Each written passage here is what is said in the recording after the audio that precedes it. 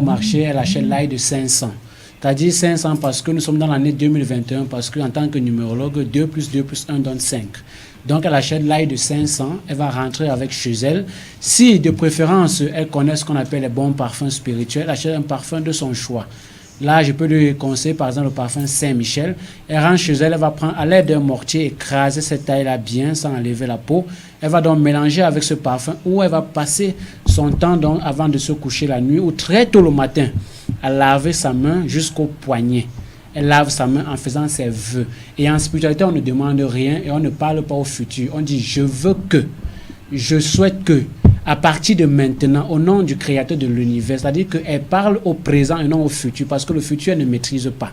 Ça, c'est pour la personne qui a la main percée. La personne qui a la malchance, c'est la main percée. Oui. Vous prenez l'ail de 500 francs, vous écrasez, vous mélangez à cette taille le parfum Saint-Michel. Oui, un bon parfum. Et vous oignez votre main. Vous lavez la main. Je voudrais être riche. Je veux avoir la voiture. Je veux être un grand journaliste et ça marche. Non, c'est-à-dire qu'elle commence d'abord par casser. C'est-à-dire par détruire, par solidifier, par enlever ce panier de main. Je veux que, à partir de maintenant, dans le nom du Créateur, que toute négativité, que tout même percé, tout attachement négatif sur moi, que ceci s'en va. C'est-à-dire qu'elle commence d'abord par faire ce qu'on appelle le bannissement. Et puis à la fin, elle fait ce qu'on appelle l'appel. Maintenant, d'un autre côté, pour ceux qui sont par exemple dans la zone du Nord, c'est ce qu'on appelle le tamarin. Tamarin sont des petits fruits qu'on suce comme ça.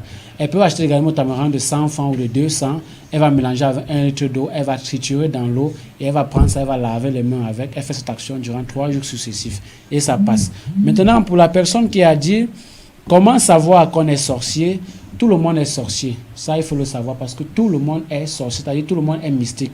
Maintenant, il s'agit de quelle sorcellerie? La sorcellerie, c'est quoi? C'est la faculté qui sommet en chacun d'entre nous. Beaucoup ont déjà éveillé cette faculté, mais d'autres n'ont pas éveillé. La sorcellerie, c'est une énergie qui se transmet, c'est un héritage spirituel, donc culturel. Alors, pour savoir qu'on est sorcier, il s'agit par exemple, quand vous faites un rêve, c'est un exemple concret que je prends, et que vous avez par exemple vu que M. Bertrand était déjà en train de, était en train de sucer les mangues. Alors, si vous observez bien sa vie durant quelques semaines, durant quelques années, il va devenir extrêmement un homme qui a des moyens financiers. C'est un cas pratique. Tous ceux qui font les rêves prémonitoires peuvent confirmer ce que je viens de dire. Maintenant, pour celui qui est à la présence de l'épervier sur le toit, on appelle ça des visites des avions de nuit. C'est-à-dire des personnes qui se transforment en éperviers, qui viennent vous visiter pour vous détruire la vie. Ceux qui viennent souvent vous faire ce qu'on appelle des flèches mystiques, ceux qui viennent souvent laisser ce qu'on appelle des dépotoirs négatifs mystiques sur votre toit, parce que la toiture d'un être humain est comme sa tête. Et lorsqu'on a déposé des saletés sur votre tête, vous ne pouvez pas avancer dans la vie. Également, pour la personne qui a la présence de cafards à la maison, c'est simple. C'est la présence des totems négatifs. Ça peut être soit chez vous, soit à côté, soit à quelques kilomètres. Qu'est-ce qu'il faut faire? Vous allez me prendre un papier format blanc. Comme ceci, je dis bien un papier format blanc.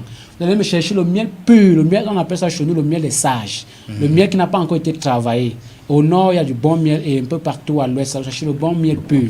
Vous allez donc verser ça sur ce papier, vous versez ça sur ce papier. Et quand le miel est pur, si on le verse sur un format blanc où on n'a rien écrit, le miel ne traverse ça ne sointe pas, oui. Traverse le papier. Vous allez le faire le soir avant de vous coucher à partir de 22h parce que la nuit, c'est l'heure des énergies, surtout les entités négatives. Vous le faites et vous allumez le feu, vous le faites ça comme ça, 3 jours successifs. Même s'il y a quelques thèmes là-bas, il part. Deuxièmement, si les cafards sont à la douche, vous allez simplement voir le Magida, vous achetez le sel de 1000 francs. Vous partez, vous versez dans le bidet ou si les toilettes traditionnelles, vous versez à l'intérieur et vous laissez ça comme ça 3 jours sans utiliser cette toilette-là. Vous allez revenir témoigner ici. Maintenant, et moi, ajouter la braise à votre pipe. Il faut dire que le serpent n'aime pas l'odeur du miel. Hein? Tout à fait. Et comment est-ce que certains font pour enlever le serpent dans les toilettes? On va peut-être pas trahir des secrets. Il y en a qui prennent par exemple l'encens et l'hysope. Oui, moi l'encens, l'hysope, le miel. On met sur un bâton, on allume le feu quand on met aux toilettes. Même s'il y a quoi de mauvais dans cette toilette, ça sort. L'encens, l'hysope et le miel. Le miel.